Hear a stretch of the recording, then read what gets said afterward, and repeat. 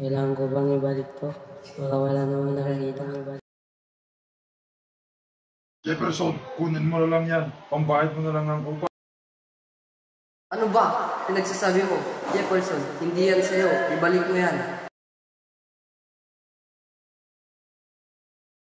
Oo, kunin mo na. Sino ang mas malaga? Ang iyong konsensya o ang pansariling kapakinabangan? Magbayad ka na, sandali. Hala, nawawala yung wallet ko. Malaking bagay pa naman yun para sa ating magkakapatid.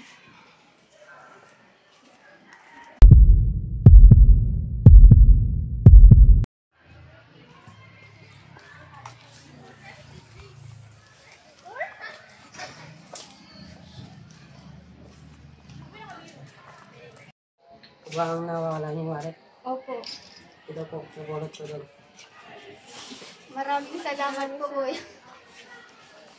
Tama ang desisyon mo. Ang tunay na yaman ay hindi nasusukat sa pera, kundi sa mga mabuting gawa.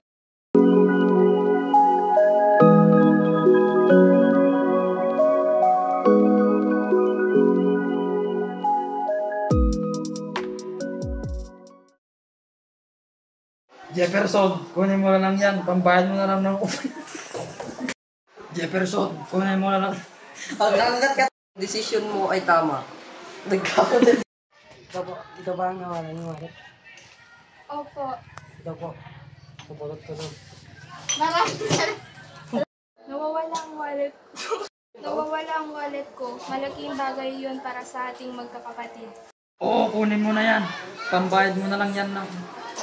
Na kayo.